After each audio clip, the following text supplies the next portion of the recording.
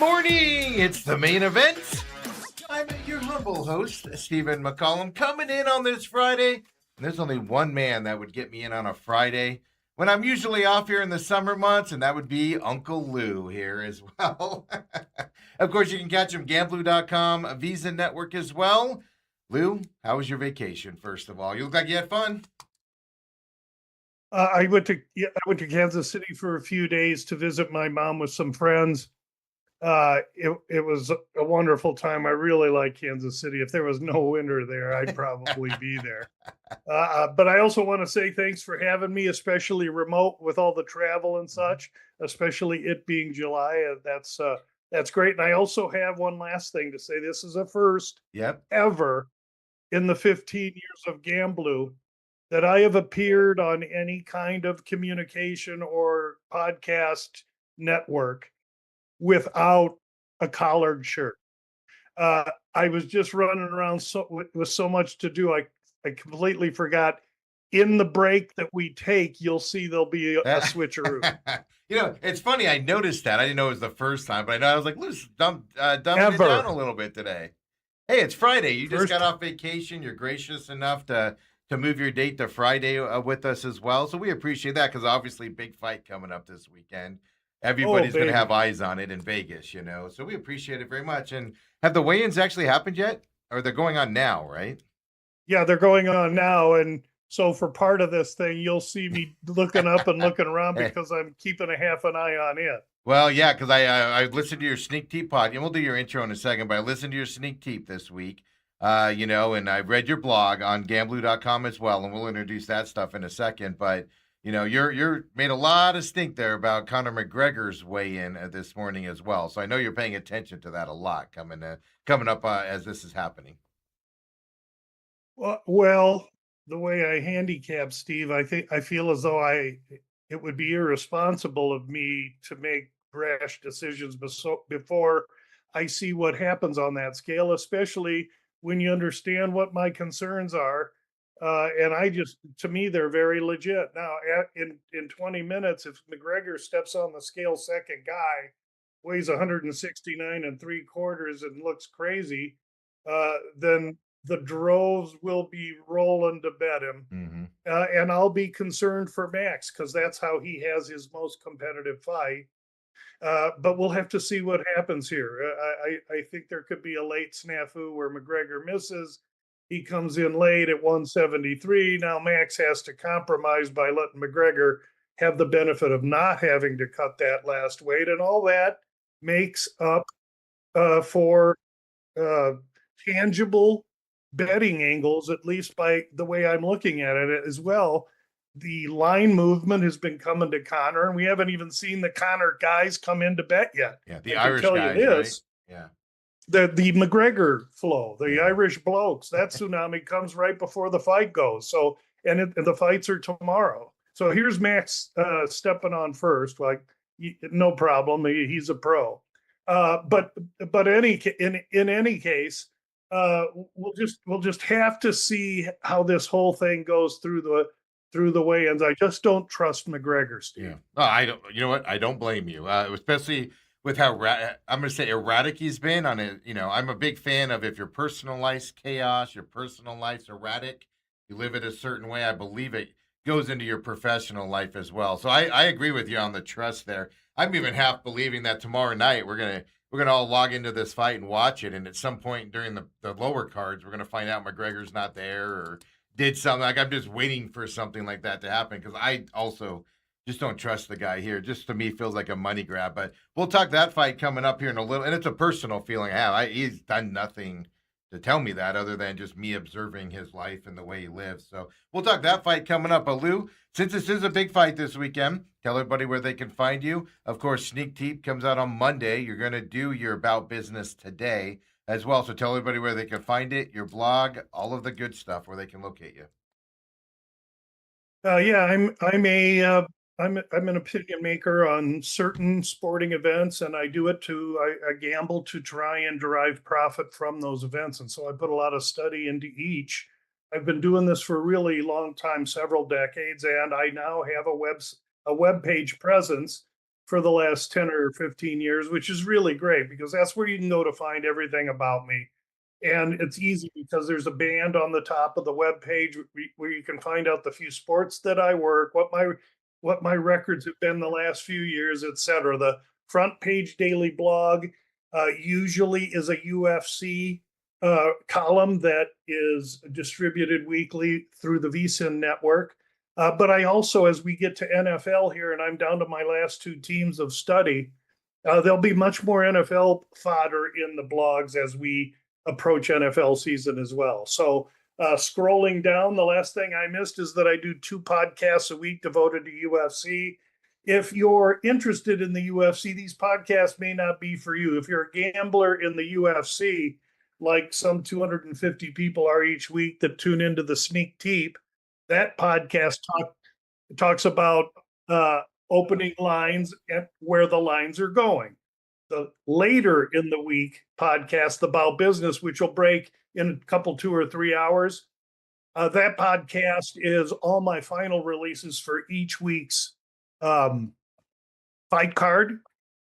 And it'll be a big podcast for this week because I have, every bit of 3 or 4 rounds of releases. Absolutely. And I mean, but even then, I just want to emphasize because, I don't gamble like you do out there. I do some fun bets and just have some fun with it on a Saturday. That's my style. But your Sneak Teep helps me talk to people, like, especially when I talk to people. Like there's a UFC party this week that I might be going to, and I was talking to them. Now I'm loaded with information about the fights to look smart while I'm sitting there talking to them. So that helps me out too, Lou. So don't sell yourself short that it's just a gambling Sneak Teep. Well, that means you're info tied helps to me my out. results, and sometimes they're real good, sometimes they're okay, and sometimes they stink up the joint. So, welcome along for the ride. Yeah, well, I mean, your Paddy Pimblett fight, which we'll talk about here coming up. I'm not giving him a chance in that fight until I heard your Sneak Teep, and I'm like, maybe I'm discounting him a little bit. And you made me think a little bit, so I just wanted to say, don't. I know you were doing a gambling segment now and all that, and that's what you do. But I don't want you to sell yourself short for people that just want the info to be able to talk to, your girl out there and some cute guys into the UFC, and you want to learn about it a little bit to talk to them. This is the place you go right here as well. Well, that's very nice of you to say. I appreciate it. What I will say is, what you'll get from me, a guy that's in his 60s and been around the game for 50 years, which means early boxing. This is Angelo Marina. Oh, bing bang. This is Angelo Marina, which was Angelo Dundee, the trainer to Muhammad Ali. Mhm. This dude was my hero when I was in diapers. And so I read his books and his vernacular, the way those boxing and fight guys back in the 60s and 70s talked totally turned me on. And so when you listen to me break down fights, I try and fold in as much of that understanding and vocabulary as I can. It may not be for everybody, but to me, it's me kind of holding the bridge from that group to this group. And it's a diverse group. Yeah, and you use terms that I haven't heard in a while. And this week you used something, and I was like, "Oh, I haven't heard that since I was a kid, watching the old Tyson fights and things to that effect." So it's kind of funny too. And I'm like, I gotta use that type of language, but I'm not smart enough to lose. I forgot it 5 minutes later. I work hard to try and remember it. Really, I'm like, I'm going to use that today, and now I have no idea what you said that I was impressed with. So this weekend's fights, man. No fights last week, so you went to Kansas City. I saw you going to some speakeasies, couple that I'm familiar with. Those are some nice places there. Tom's, there where you go down with the light on there. Were you able to get into there? Because it's small. You mean Swordfish Dave? Swordfish. I'm sorry, not Tom's. Yeah, Swordfish. Yeah. Swordfish Dave. Yeah, because we were there at 4 p.m. on what was it, Tuesday? So we rolled right in there, and my buddy kind of knows that area pretty well. And that was and they don't sell beer, they don't sell soda pop, they don't sell wine, they sell highballs. And we got highballed, and that wasn't the first place we went. Then we went and saw we had a time in Kansas City. Yeah, do they still have the question for you? I haven't been in that area in probably 10 years now, but do they still have the no cell phone policy? Well, they allow you to text now. I heard before. but they had no cell phone policies and all that. Do they still have that stuff in there? Because You, it's an old school there was no place. TV. There was no TV in there because I was Yeah. thankfully missing the Columbia game, and uh, and I didn't notice, but we Oh. all had our cell phones. I didn't see any Okay, of yeah, that. yeah. The They other don't. place we If you went pick it to, up and call somebody, they're on you right away. They want it to be a quiet. It seems like what 30 people. They haven't oh, expanded it, have they? 30 most, Yeah, yeah. yeah, And there's a big, huge steam turbine yeah, sunk into the ground down there, and yeah. you got to be Lewis and Clark to be able to get back there because it's way back in about two, three alleys. In I the mean, alleys, it yeah. isn't lights and in Broadway. It's a hole, and you got to go there. And that's what me and my boys, we love those joints. The other place we went to was the Peanut, and apparently that's pretty famous in It Kansas is. City. I'd never been there. Yeah. We started off there, and so I don't know how we tangented into this, but Oh. boy, was Kansas No, no.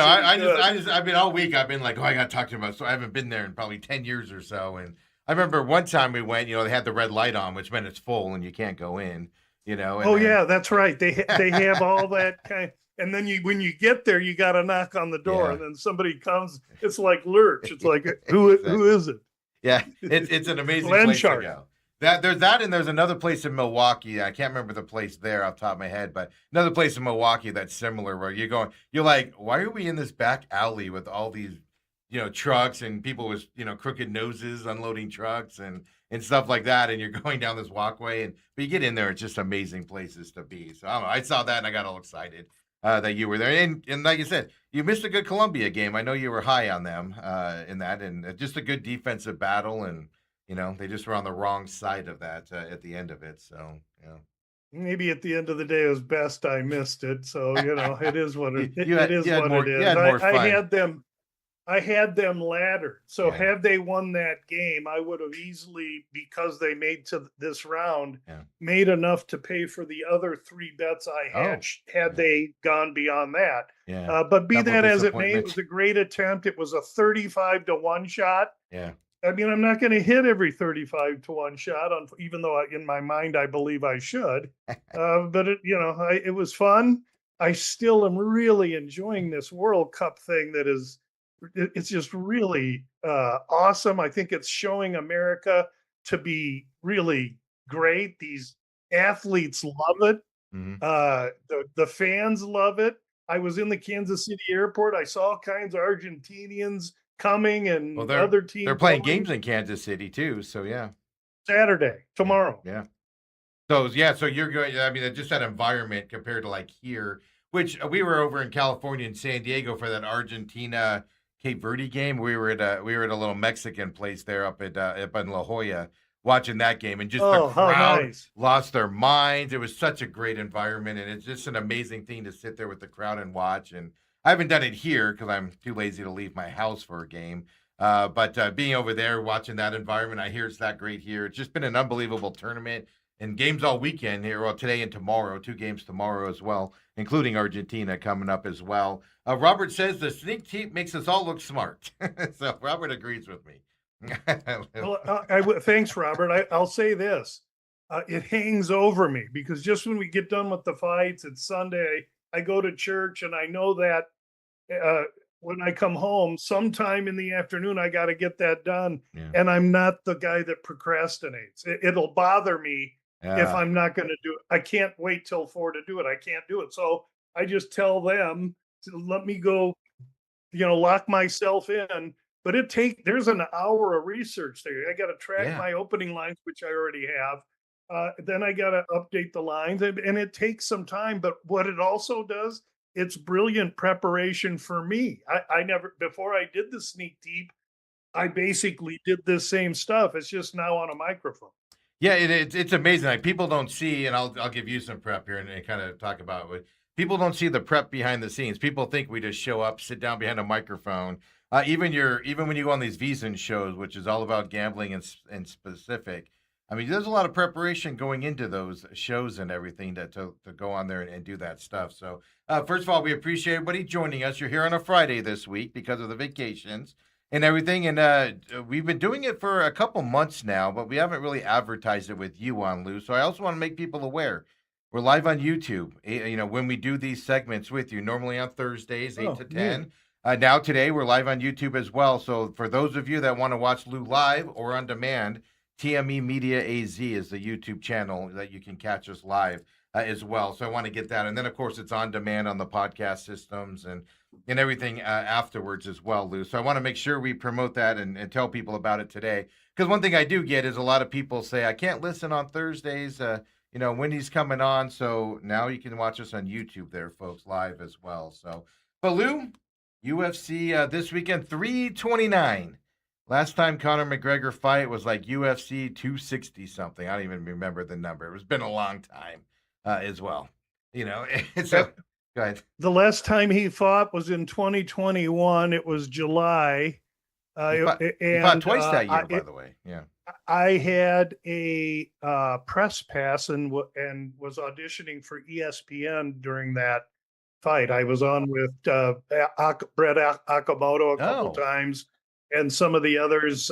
It was great, and I was in the suite. I got to talk to Bisping, Dom Cruz, and everything. It was really a great experience. Obviously, I didn't make the cut for ESPN, which was somewhat disappointing, but it doesn't really bother me because I'm not doing this to be famous or get on ESPN. I'm doing it because I love the game. That's why the podcast about business comes out after these weigh-ins.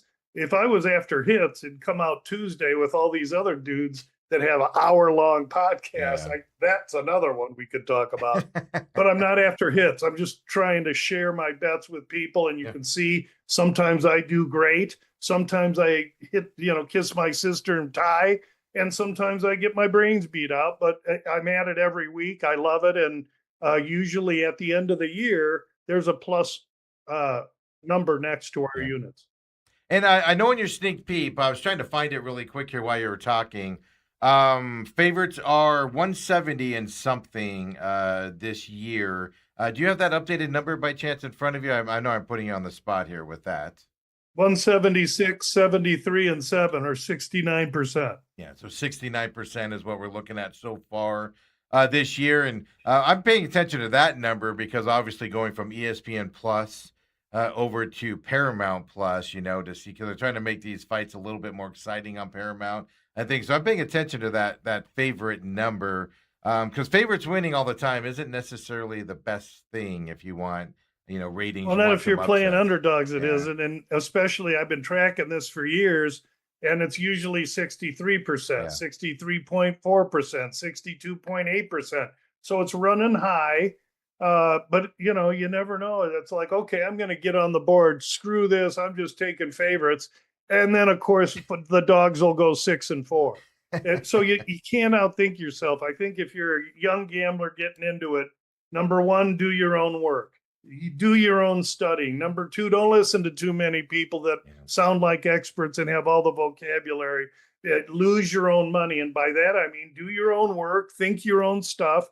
And if you lose, back off. Don't double down. Mistake number one, back off if you're losing. And the best thing you can say is, man, I knew Max Holloway was going to win that fight. I should have bet more. If after every bet you make, new gambler, you say I should have bet more, you're on the fast track, baby, and you're going to have a Conor McGregor ascent in this business. So that's your adage. I wish I would have bet more, because that means you won the bet. Okay, absolutely. It's all about winning and losing. Also, 60%, 65%, 70%. No, don't think you can do that. You got to know where your barometers are in money line sports or in sports like football where there's juice, and you got to be 53% or better roughly in order to earn money. So there's a lot to learn, but trust yourself and do your own work. And don't listen to too many experts. I was talking to somebody that said they listened to a guy on just regular sports gambling, and he's like, the guy's at 89 or 87% win rate. And I go, no, he's not.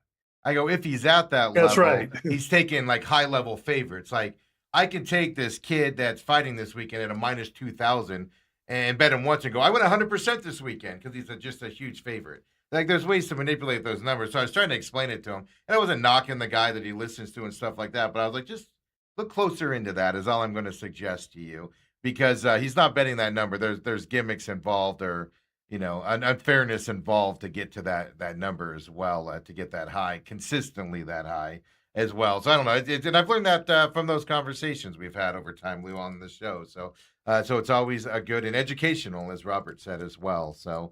Hey, this weekend, UFC starts early here, 2 o'clock from Las Vegas this weekend. Early prelims coming up.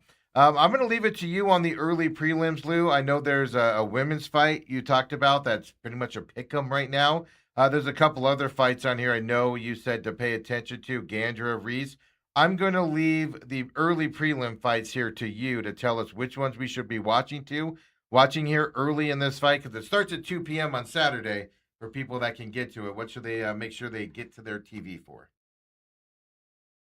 Well, what I'd really like to be able to do here a little bit is just go through every one. This is a pretty important card, and if the fight doesn't stand up, I won't spend much time on it. So I'm going to start with the late replacement of John Garza, who fights Farid Bashrat. Bashrat was supposed to fight someone else. They found another replacement. That guy couldn't fight. Garza steps in. I don't know hardly anything about him except he fights at 125. He's taking a fight on short notice to get the UFC exposure and do a favor for them at 135. So Bashrat's going to have a full camp. This kid, who knows, he's probably eating pizza and drinking beer when they called him. So I don't even know the numbers on it. We'll pass through that one. However, the next fight, which was originally the first fight, Cody Durden against Alejandro Costa, that should be a barn burner. This Durden has endeared himself to the UFC because he takes any fight anytime against anyone. And in this fight, he also had another guy that he was supposed to fight. And that fight fell through, and in steps Alejandro Costa. Costa is a guy that fights with Diego Ferreira. And he's a gym mate of his. He's 30, going to be shorter, more compact, way more powerful, and he's a pretty sizable favorite right now. I'm not looking at that board, but he's 250, 260, 250 favorite. I'm sorry. DraftKings now has him at 230. So that's moved since I looked at it last night, even. Yeah, so 230. Yeah. Durden's no slouch. He took on this guy Philo in his last fight. And Philo had been mowing guys down. Durden beat him as a plus 475. Durden's scrappy, has wrestling. He's wildly inconsistent. I would say that if there's a bet here, it's Durden or pass for peanuts. And don't miss the fight. That's going to be a good fight. Then you go next to 85 pounds, Reese and Gandra. I don't know a lot about Gandra. He fought a guy here at the lab, McVeigh, and he beat him. But McVeigh is learning a lot, and he is still in development. So I'm not going to give him a huge amount of credit. McVeigh also fought Reese, and Reese beat McVeigh. So two guys both beat McVeigh, going to face off against each other. Should be interesting. Not really a fight I'm willing to bet or look at. Next fight, going to 185 pounds again. These guys are middleweights. So big guys with some power and capability. This Pinas from Aruba, I don't know a lot about him. 23 years old, 6'1". I know from his record he's got a lot of power. He's a KO guy. And he comes in against this guy, Cesar Almeida, now 38 years old. 15-year difference here. That's pretty huge. But Cesar Almeida, no slouch. He beat Alex Pereira Potan years ago in kickboxing. The guy's world class. He's short, he's compact. And these guys are about the same size, shape, everything else except for the youth. This fight opened at Pinas minus 265. Now he's minus 210. 258 on DraftKings. So he's 258. Okay, good. And the take back Almeida then is still plus 2.25. Plus so 210. So you're still getting over 2-1 on Almeida. I hesitate to take the older guy straight up, but I'm not afraid to take the older guy via inside the distance, meaning any finish. At that point in time, he's a plus 360. And so rather than just have him try and win the fight at +2 whatever, I think I'm going to go all the way and see if he can't get lucky and clobber this penis with a spinning kick or something, take him inside the distance. Again, this is not a full unit bet. It'll be a small bet because you don't have to put down a lot to win a full unit when a guy's plus 350. Yeah, the over under and the rounds on this. I'm always interested in these overs. The numbers 1.5 over under, -120 to the over, -110 to the under. Is that because of the age difference, or is there a fighting difference here that gives them kind of the unknown if this is going to be quick or not? Yeah, it's because they've been match made to have somebody be violent and hit the other. They're both strikers. They're Okay. both going to stand in there and bang. And the 1.5, I think I tend to like the over a little bit, but more, I don't play a lot of totals. You'll know that. In Mhm. fact, as I do this rundown, stop me and make sure you mention those totals for everybody. Perfect. I don't play a lot of totals. I will play round props. Um, I do have I do have a wager that I made earlier that involves the main event won't start round 5, and we'll get to that. Won't Uh, start round 5. will not. And so there's Okay. all kinds of derivative bets on DraftKings, and that's what you're going to get in the Bout Business podcast on Fridays. You're going to get specific ways to bet these to try and get your 1 unit or your half unit. If we bet a unit, we're going to try and win more than a unit. I don't bet one to win 90. I rarely do it. And consequently, that's what why my record is 30 and 56. They're like, God, Uncle Lou, you stayed 30 and 56. Well, 30 But and 56 is a little over 50%. And I play primarily dogs, and we already know that dogs are only hitting a 31 or 32%. So I'm really not doing bad. I just have to get to about 55 or 56% on my hits. And when I do that, the profits will make up for themselves. Again, I've been doing this a long time, so I mhm. know what I have to do. Currently, by the way, I'm down 7 units. I just want everyone to know down 7 units on the year. And so we got some work to do. So now back to fighting. That covers Almeida and Pinas. And We so now we go to the women's pillow fight, really unless you quick. got I something to I say, have Steve. listed a. Oh, is that Garza fight the one that was added? Correct. John Garza Yeah, and yeah, Basharat. yeah, we skipped over that Okay. one, right? I just wanted to make sure we didn't just do it. But if you don't want to talk that, no biggie. But yeah, this women's fight, that's a pick 'em. Well, the Garza fight, Oh, we did talk. He yeah. fights Bashrat, Yeah, it was the so that first one. we Yeah, no, opened with they that. have it listed higher up on my sheet, and that's why I wanted to just make sure we had covered that there as well. But the Tracy Cortez Wayne Kong fight, Luke, tell us about this one because this one over under 2.5 -280 to the over, so it's telling us decisions coming in a women's fight here as well. But in terms of these fighters, there it's a pick 'em fight. Yeah, it's honestly started with Cortez minus 170. Now it's a pickup, so the money's coming in on everybody weighing Chung tonight, and I can see it, but I don't think she's mean enough or big enough or strong enough for Cortez. In my humble opinion, they're both 5'5". Kong might be a touch larger. I tend to think, first of all, you always hear me say it's time to go make a sandwich when the girls come out. This is no different. You mentioned the total. It's Yeah. gonna go over unless lightning strikes. And with that in mind, I think Cortez has the ability to win a really close fight. And Cortez on DraftKings via majority decision or split decision. If Cortez wipes the floor with her and wins 29-28 on all 3 cards, this bet won't hit. But if it's one judge says 29-28 Kong and the other girl gets 2 judges or vice versa, then we have a winner. And so Cortez by any split or majority decision plus 550. Again, Mm. not a full unit bet, but they're telling us it's going over. Let's try and strike a little lightning with that split or majority decision there. Yeah, and a smaller bet you said on that just to try to hit that. from that Bro, you only perspective. have to bet. You only have to if you're betting a Yeah. 100 a unit. You only have to bet What- $25 to win your unit plus. Would you say it was plus We're what? not, we're Five not what? trying to we're not trying to break the bank here. Abs- We go a unit at a time. That's why I can have a record like I am. I'm only down 7 units. I can make 7 units on a card, and I'm good. I might on this one. I just don't know. I sure wish I did because then I would make more than that. Well, you'd make a lot more if you knew, right? The prelim Yeah, started.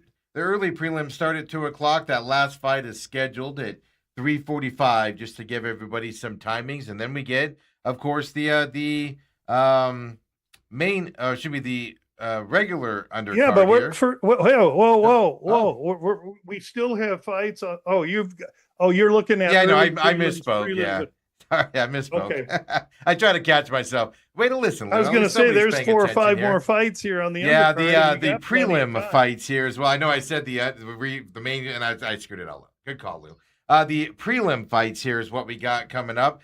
They start at about 4 o'clock our time here as well. And the first one I got showing up here is Luke Riley and Kai Kamaka the third, United States England fighters battling this out here in this first one.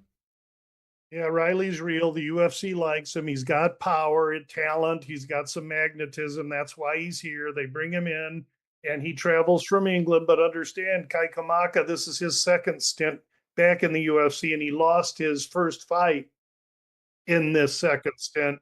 He's focused. He trains at Extreme Couture in Las Vegas. Where's this fight card? In Las Vegas. Kai Kamaka going home, sleep in his own bed before and after this fight. And Riley has to do all the travel. All that being said, don't let it fool you. Riley is up for this. Can he knock him out? I'm not sure because these Hawaiians have granite heads, and Kamaka is a Hawaiian. I don't know if Riley can get him out of there. Look out!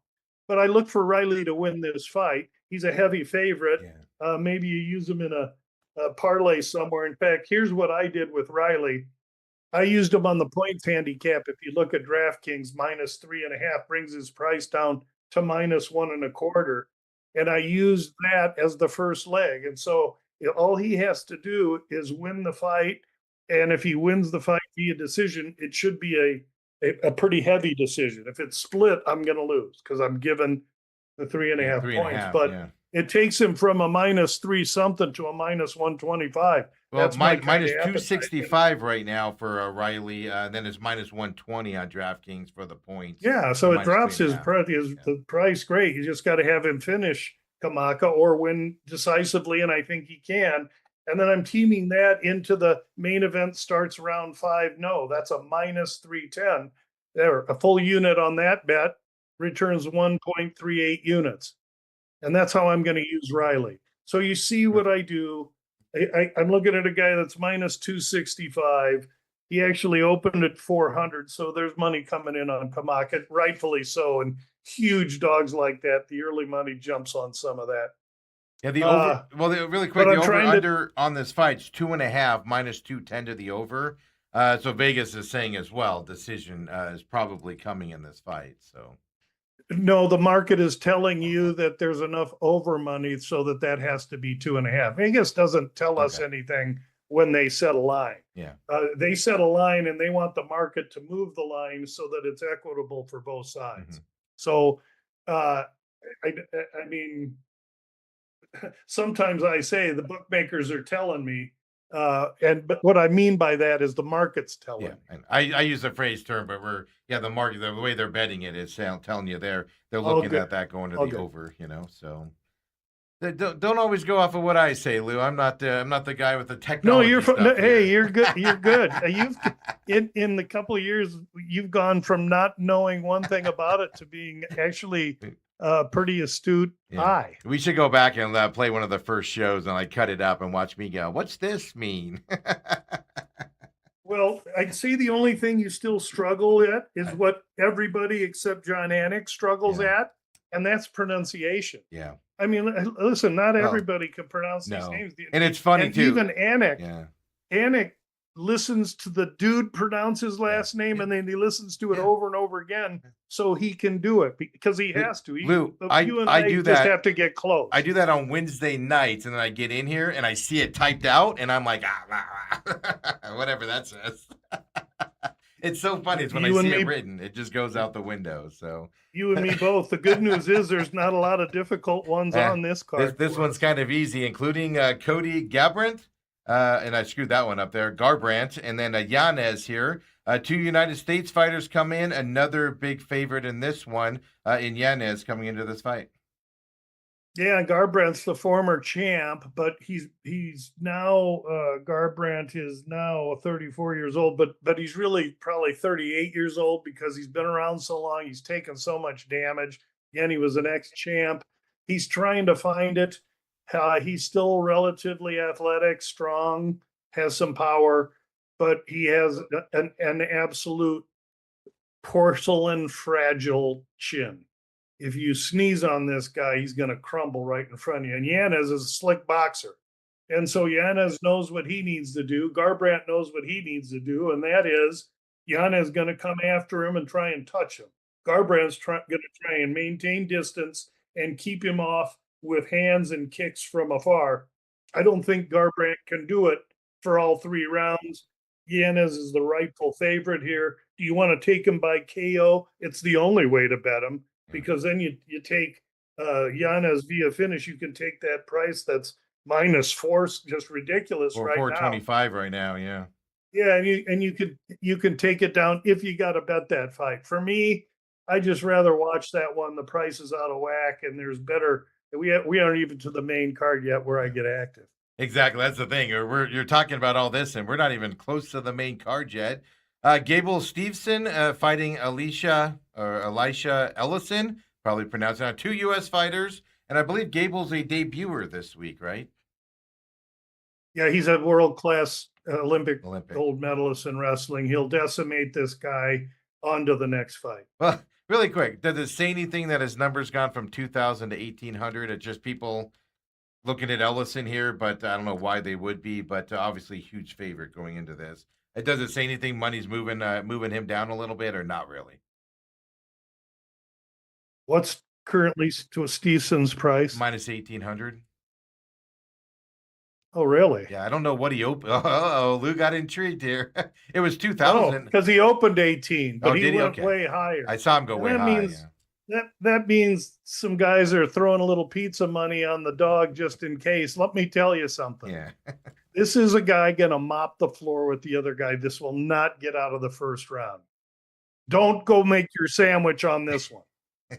Yeah. Also, over under 1.5 minus 580 to the under in this fight as well. So yeah, it's a brutal one, but like you said, interesting fight with an Olympian coming in his MMA fight here as well.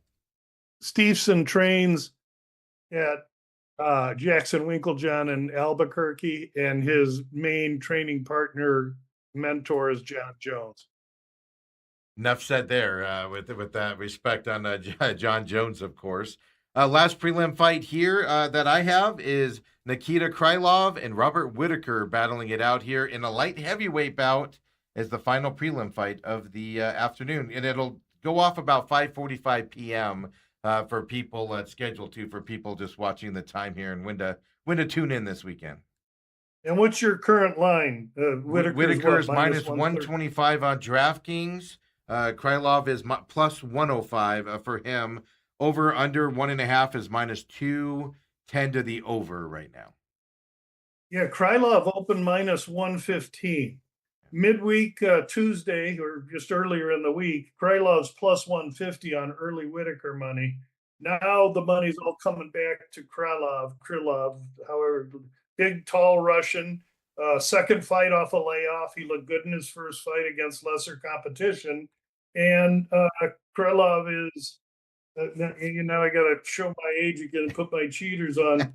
Krylov is 34, Whitaker 35, but he's 3 inches taller, going to have a 4-inch reach advantage, and he's the stable man at 205. Whitaker's moving up to 205 for his first fight since fighting his career at 70 and then 185. And so He was a little undersized in his last two fights against guys that were 185ers, RDR and one other fighter who escapes me right now. And so he's going to be undersized in this division. Yeah, he may be faster and quicker. I really, there's a lot of unknown to this fight, but I understand why the money's coming to Krylov a little bit here. What I would say is I don't think this fight goes to the distance. I like to have strong opinions on fights, but sometimes I just don't have a strong opinion on every fight. Yeah, and like you said, over is 1.5 is the number, minus 210 to the over there as well. Yeah, when you said he was undersized at 185 and he's going up to 200 now, that's alarming to me. But And minus 210 to the over, I like that a good deal. I don't think either guy going to get the other guy out quick. for that, yeah, and 210, and I don't know what that's moved to there. I've imagined there's been movement if the regular lines move back and forth a lot from that prelim. So that's the last prelim fight. Then we got the main card, Lou. Let's take a quick break here and everything and come back and we'll talk this main card, which, man, I'm excited about. I'm intrigued about the final fight, but I'm excited about the rest of these fights, including the first one coming up here because I love me some King Green, the way he fights out there. Talk about him and McKinney when we come back here. UFC 329 from Vegas this weekend with Uncle Lou.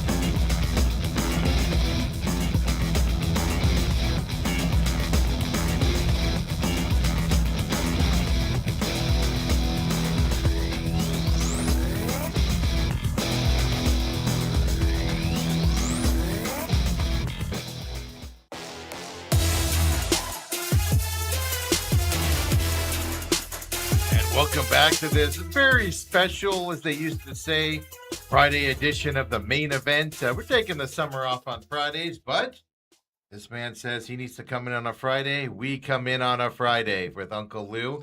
And look at that, wardrobe change as well. Did you just sew that shirt over the other one, or did you actually change? Oh no, you don't wear two shirts here in Phoenix when it's $117, bro. you just. I changed it, and I just want to reiterate: first time ever. And I've been on these things 15 years now. We're doing it a while. I always wear a collared shirt. Always, always, always. well, glad we were the first one to experience that as well. Out there as well. Robert did say on the YouTube chat, join in on that if you have questions or anything. Robert said, ESPN's loss, going back to that conversation, is our gain. Yeah, Lou, you would have big timed us if you were on ESPN, so look how things work out. Well, I mean, the guy they hired is a good friend of John Anik. So, sometimes it just, if it was meant to be, it would be. Oh, absolutely. It's really flattering that Robert would say that. Thank you. Those that follow me have followed me for a long time and tend to understand my style. And I don't really know what my demographics are, but I think they have to be 35 and over, even though the UFC crowd is younger, 15 to 40. Yeah. So, but I don't know. Yeah, we leave all that to experts. We get all this. I just try and win fights. Country and where you're watching and all that, but we don't get age and things like that. On on these online things. So that's the one thing we're missing. But I would agree with you. I tend to think people, at least people, when they talk to me about you, they tend to be 30 or plus. It's not these young kids. Young kids are still doing the old, hey, this guy charges for his picks. You got to call in, and some of those young guy. I know it's websites now and stuff like that. It seems to be that's what the young kids are. You're stupid and young sometimes, Lou. Let's just put it that way. I don't even. I have a 25-year-old young man from ASU that is learning real estate from me right now, and the cat, he's bright as he can be. He's always on that phone, but I got no clue what those kids are doing. I mean, talk about worlds apart. Yeah. But I will say this. I mean, I understand what AI is going to be and what it's becoming and what it is right now. And I'm totally into it. I met a guy in the airport in Kansas City that is going to, I'm hooking up with my 25-year-old from ASU, because for me, it's probably a little bit, a lengthier process to instill AI into me, but not to that 25-year-old kid. No. And so I'm going to put him with this consultant and get them squared away to enable us to utilize the tools available to us now. I mean, those that thought the internet was stupid were left in the dust. So, hey, adapt or get left behind, baby. Lou, I'm with you. I got Ethan here, 18-year-old, just graduated high school, about to go off to college and everything. And I'm like, hey, you figure out this AI thing and how we incorporate it into what we do and stuff like that. And, he talks to me about it. I just stare at him. Like, I don't know, no, it comes second nature to it's like breathing to the kid. He goes, and for you and me, it's like trying to recreate Oppenheimer's bomb. I can't.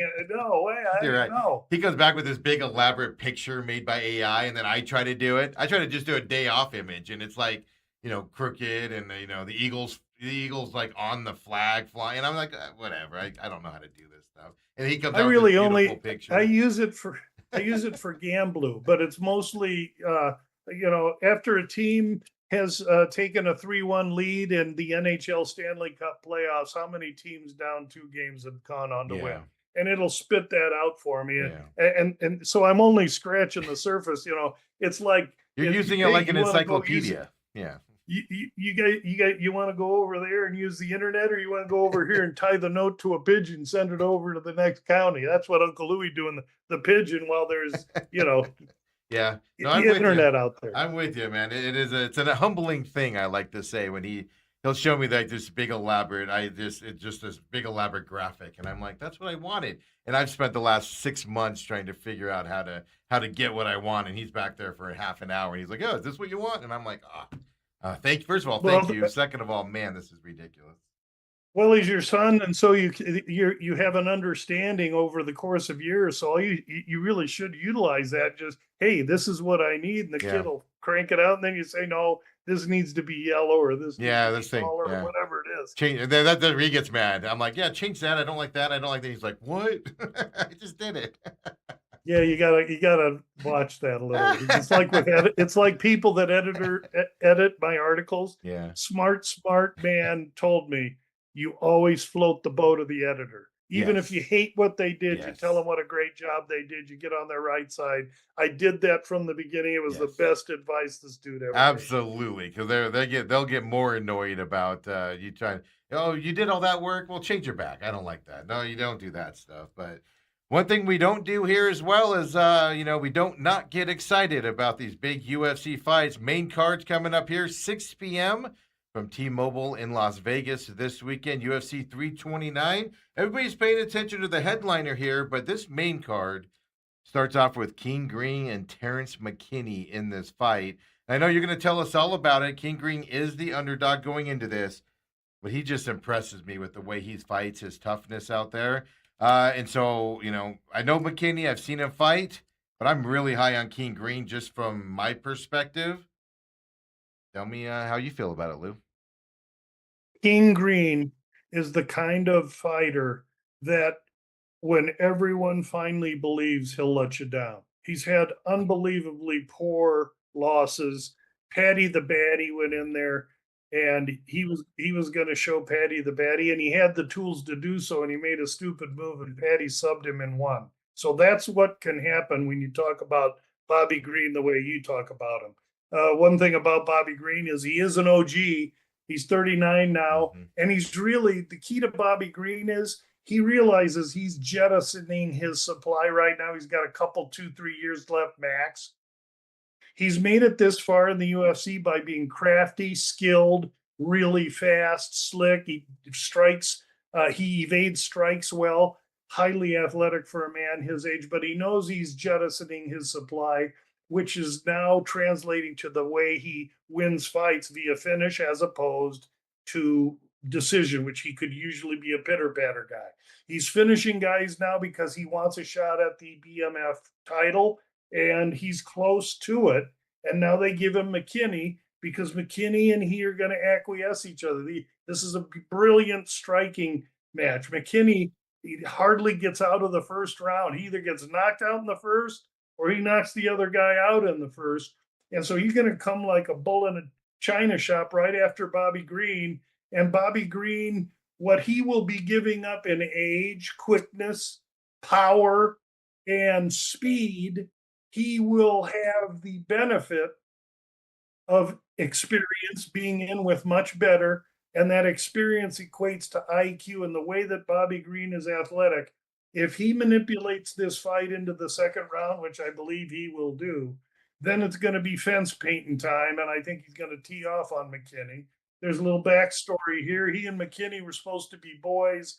McKinney called him some weeks ago and said, "Hey, they're trying to get me to fight you." And Bobby Green's like, "Hey, man, we're kids from the hood. We're both brothers. You don't fight your brother." Then, yeah, he and McKinney got together, trained for a day, and and then they went their separate ways. Then a week later, McKinney called him again. "Hey, it's the UFC and it's the Conor McGregor card, and they want me to fight you." And my manager's standing right here. And Bobby Green's like, "Hey, whoa, whoa, this is the second time now? Okay, take the fight."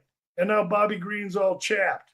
And I think that adds motivation to the Bobby Green side. That's why we've seen this price go from McKinney minus 205 and Bobby Green plus 175 to its current, where Bobby Green's now only getting plus 115 or so. Plus 110 on DraftKings. Yeah, minus 130 for McKinney now as well in this fight. Is over under, of course, not a shocker that the under 1.5 is the favorite, minus 426. That's because of McKinney, right? He does not get out of the first round on his fight. I mean, if it's Bobby Green's fight, I gotta look at maybe fight starts round 2. I don't know what that would be on DraftKings, to be honest with you, but I would have to think it would be a plus price. This Green and McKinney fight really has you can see what they're doing on these cards. They're matching two guys that are fearless strikers together with one another, and the benefit is the fans. And so guys that are wrestling are going to get discriminated against because they're not going to give the fight that the organization wants. Okay, so let's go to. I'm going the wrong way. Well, really quick, to fight to start round 2, yes is plus 205 for this fight. Yeah, that's what I was looking for. Fight to start round 2, yes, plus 205. I like me a whole lot of that bet, a whole lot. And just be prepared to be disappointed because I don't hit all of those, but I love that 2-1, baby. Yeah. I don't know. I know I've seen some bad losses from Green, but also I've seen him fight in ways, and that's a good way of putting it there. He'll let you down when you get the most put into him on that side. Plus, I'm just weary of guys that always win easy. One tough opponent where it goes a little longer than they expect. Are they prepared for it? How do they react to that? Like you said, if this goes into round 2, I kind of agree with you on that. Then that turns to me a Green fight 100%. Because I'm not sure how McKinney, is going to be able to respond to that and fight it. So we'll see. No one. I don't think McKinney knows. But hey, don't make no mistake about it. McKinney's been absolutely pulverized in the first round before, coming right at guys. He's an aggressive kid. I just don't think he's as skilled or savvy as Bobby Green. And I think the difference in this fight is all about the experience and how Bobby Green will apply it. We'll see. Yeah. And we go from that lightweight bout down. We actually go down here to a flyweight bout here at T-Mobile Arena. Brandon Royval and Kavanaugh battling it here. From England, United States fighters here batting it out. Kavanaugh is the favorite, 2-1 favorite, roughly at this time. I'll get the exact number for you. Actually, he's Yes. minus 218 right now. Kavanaugh is going into this fight. Yeah, he opened minus 200, so not a huge amount of line move difference here. Kavanaugh has it. He's got power. He's the guy that stepped in on short notice to fight Brandon Moreno just a month or 6 weeks ago and just cleaned his clock. The kid is English fighter coming in to fight Royval. And I say that just so you understand there's travel here. And Royval is a guy that's been in the top 5 for a couple, 2-3 years. And he doesn't like the fact that they're bringing this young kid in to basically come and take his space. Royval is long and gangly, a grappler, decent striking, but he's not overly powerful, nor is he got great strike defense. And Kavanaugh going to come and try and kill the body and then get to the head. Kavanaugh has good power, and as much as I like Royval, he is 33, Kavanaugh 27, so there's 6 years difference there. And while Royval will be taller and longer and a lefty, I just think Kavanaugh's able to go in there and saw him down. You see, this is a 1.5 over under, also heavily to the over. It's actually is the moved to line 2.5. shaded. It's moved to 2.5 on DraftKings. And what's the total? What's Minus the under? 188 to the over now. Minus 188 to the over. Okay. Probably a decision fight, big cage, small guys, but this is Kavanaugh's fight, I believe. And the reason I say that is because I've used him also on the points handicap, minus 3.5, minus 110. And I took him in a parlay with King Green at the time, plus 114. That's a 3-1 parlay. So there you have it. There you go, folks, right there. Next up, we got Mario Bautista, MMA lab product. At least last I saw him fight. I'm assuming he's still there. Against Corey Sandhagen here in this battle as well. I'm looking forward to this fight a lot with a local kid getting into this ring against an experienced guy in Sandhagen here coming up. Sandhagen is a minus 130 favorite. Over under 2.5, minus 245 to the over as of right now on DraftKings.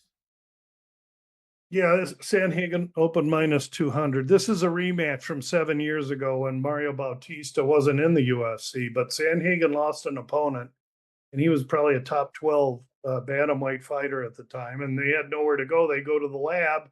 You got anybody? Yeah, we'll throw Mario in there. Yeah.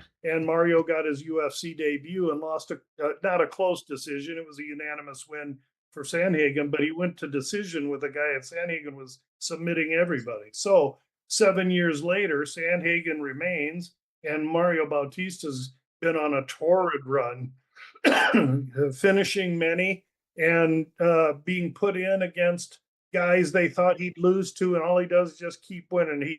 He does his talking with his fighting. He's not a loudmouth like Paddy the Baddy or Connor, but this is a fight he's been looking forward to for 7 years. It's going to be a close, competitive battle.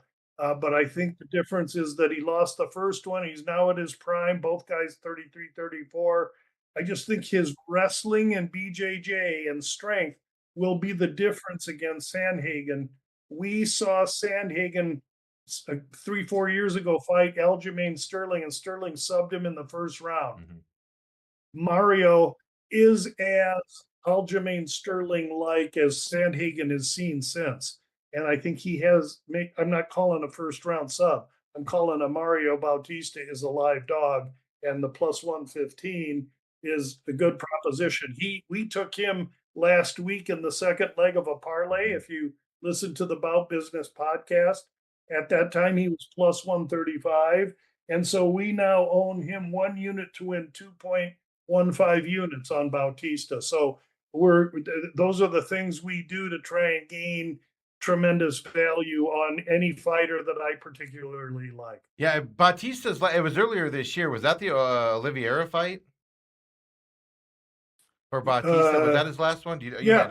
No, Vinicius Oliveira, who was getting all the hype and all and Mario went in there and freaking dominated his rear. That's why I kind of woke up with him. As you can tell, I have I have a soft spot for the lab because they've taught me everything I know. Mm-hmm.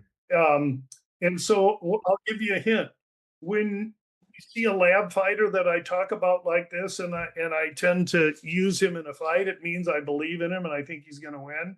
And when we talk about a lab fighter and then we go on to the next fight and I don't say anything, that should tell you something Yeah, else. exactly. Read between the lines there as well, right? And yeah, so this will be a good fight. And then we got 2 fights left, and this next one I'm looking forward to more than I am the main card. Now, I told you at the top of the show, Saint Denis, you explained him as a killer last time he fought and going into that fight.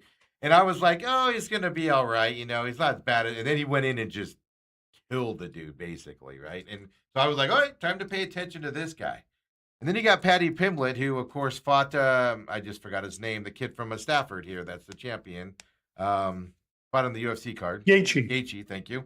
Pimblett fought him and just got his brains beat in, but stood there the whole fight and continued to fight in it, showed his toughness that wasn't sure he had there.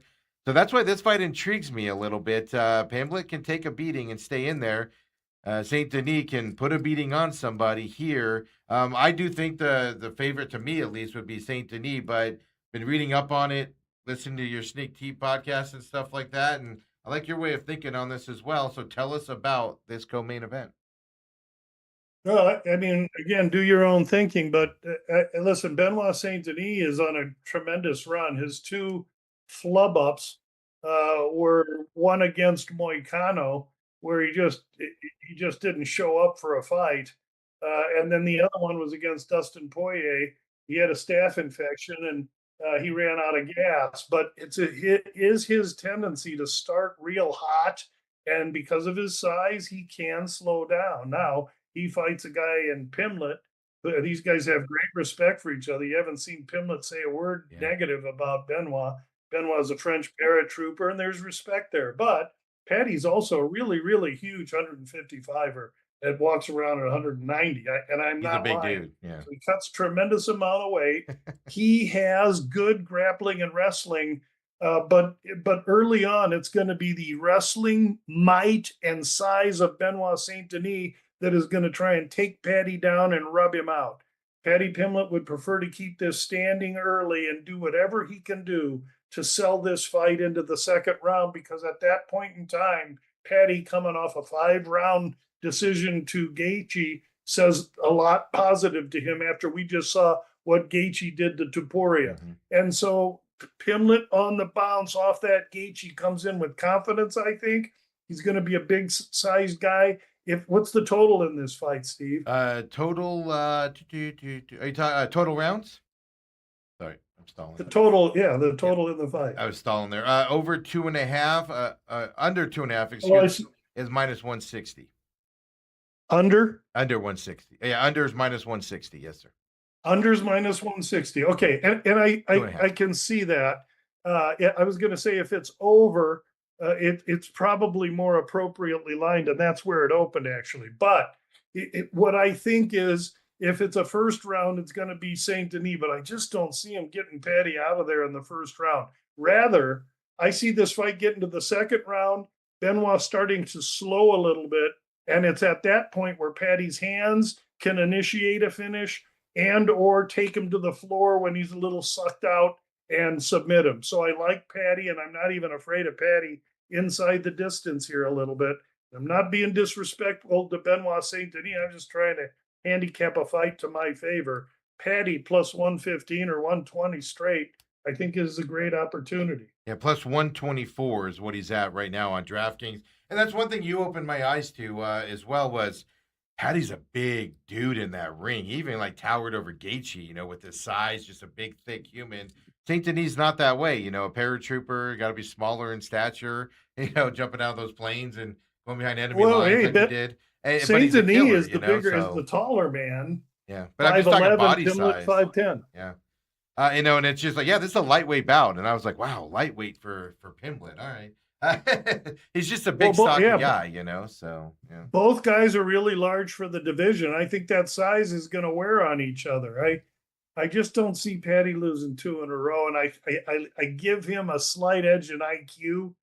I don't even know why I'm saying that because I am not a fan of Patty as a person, nor Connor because of Yeah, the flapping. flapping, yeah, Um, but talking. but I'm trying to handicap who I think is going to get their Yeah. hand raised in a fight here. I think this might be the fight of the night, to be honest with you, in my eyes. It's just so evenly matched, these two guys. Like you said, if it gets into that second round, St. Denis might settle down a little bit and tire out. But Pimblett showed with his last fight that he could just take a beating and still be standing there, in that fifth round with Gaethje there and battling that side of it. And it just really impressed me from that perspective. And like I said, I think this could be the fight of the night and the fight you're most going to be looking forward to toward the end. Now, that being said, you're obviously intrigued because Conor McGregor is getting back into the ring after 5 years away, lost two fights in a row. He fought twice in 2021, lost both of them to Poirier in those fights. Second one was a medical stoppage, so injury as well. And that one was stopped there. 5 years off. He lives on $1 million lot, private, jets, like you like to say, satin sheets out there. It's just I don't know how you keep the edge on this against the guy. Interesting enough, they're going to be fighting welterweight bout is 170. That's correct. Last time these guys fought, they were fighting at 145. No, well, the first time, yes, First time, exactly. years But ago. McGregor's had fights. Yeah. McGregor's had fights at 170. Yeah, So it's not. McGregor's gone up and down. I'm just saying that's how 145. So and I know a lot's changed in that time frame, but that's a big difference there. My question before we get into this fight: Holloway's frame going to be able to hold up to that 170 and for stamina wise and things like that? That's part of the handicap. Yeah. I mean, what happens if and again the weigh-ins are going on now. What if Connor came out and weighed 173, Yeah. and now Max has to go higher? So I really need. There's a lot of unknown in this fight, but mostly it revolves around Connor. We know what we're getting with Max, except for the 170 part, and I don't think I'm afraid of it because who he's fought and all those guys he fought when he stepped in the cage, he was 172 anyway. Mhm. So we'll have to see. It's just that Connor will be 190 something Yeah. when he gets in there, and he's going to have the power. And Connor's been juicing to overcome the broken leg that he had, and he's juiced right up to the time where he needed to quit juicing, clean out, and then enter the UFC protocol. So he knows exactly what he's doing. He's the bigger man. He thinks he's getting everything set to his table, and meanwhile, Max just wants it. If Connor, as soon as this bell for the first round rings, Connor's going to do this and say, let's stand in the middle and throw, because that's the best way for him to win. And it's also, by the way, the only way for him to win. Because if Max uses his footwork and when you understand who he's been in with, uses his length, and he forces McGregor into the second round, it's my position that Conor McGregor has 5 or 6 minutes in him in this fight. And so if I'm in Max's corner, I'm telling him to make sure we get this into the second round, make the kid work, stay at a distance, pick and pep at him. And we don't even care if we win the first round or not. We just got to get this fight to the second round. And I think that will be the tactic that Max will use. And I just think that this is a mismatch. The mind for McGregor absolutely knows what he has to do. There's no doubt in my mind that his mind knows, but his body isn't going to let him. And why do I say that? Because I've been betting on fights for 50 friggin' years, guys. And Father Time is undefeated. You're not getting off the couch after 5 years with a broken leg to fight a guy that's been this active. And oh, by the way, I've gone emotionally from running to be the president of Ireland to several issues with drugs and other legal matters that have all been folded into those 5 years. This ain't a light switch that you disrespect and just decide I'm coming back. In fact, it's a very serious sport, and we're going to find out tomorrow night when Max finishes Conor McGregor, because I believe that's exactly what he'll do. I'm on Max. I'm on Max inside the distance, and I'm on the fight doesn't start round 5. I don't know how much more clear I can be. Yeah, no doubt about it. I mean, me and Dale, when Dale and I were talking about this earlier in the week, this fight, I was just telling Dale, I was like, I was equating it to Dale, for those of you that know, he retired from football. The Ravens called him late in that next season to go be a long snapper. And I was like, just that 6 months off of not getting hit as a long snapper. And he talks about how his body, his mind was like, oh, this is easy. First game, he's flubbing, snaps out there and stuff to that effect. And I don't know how you come back at this age into a ring. Like you said, his mind's like ready to go. But other thing I want to see too is Connor is used to when he hits somebody, he gets a reaction from him. And usually it's a positive reaction for Connor, meaning the other guy's hurt or shocked by the power, whatever.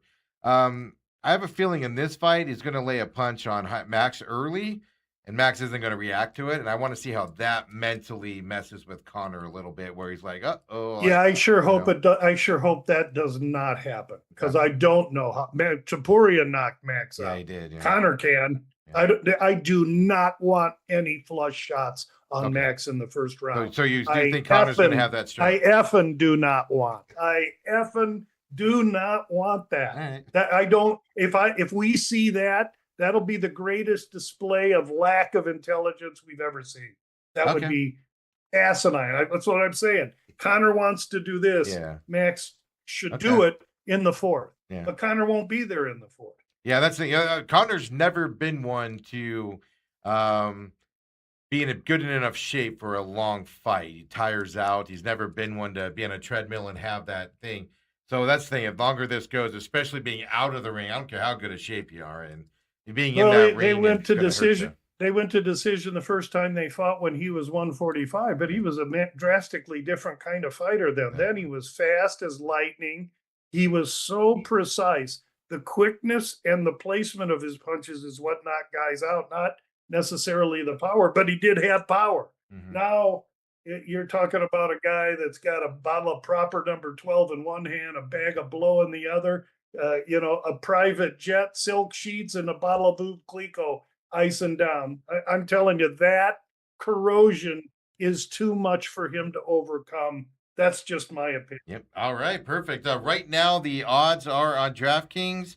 Holloway is the favorite here, minus 225 to him. But like you said, the Irish buddies are going to start flooding the money on Connor. They do on every fight as they get into Las Vegas, ready for this fight tomorrow night. Over unders 2.5 on this. I know you said not to start around 5 here, but 2.5's the number. Minus 105 to the over, minus 125 to the under right now for this fight as well.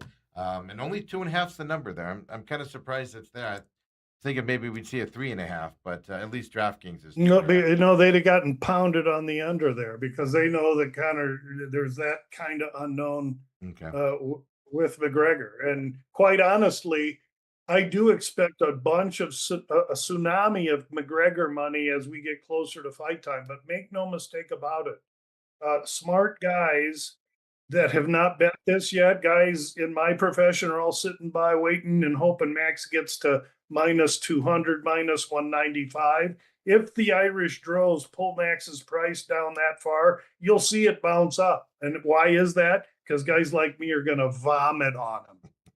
Interesting enough, you said Holloway finishing this fight.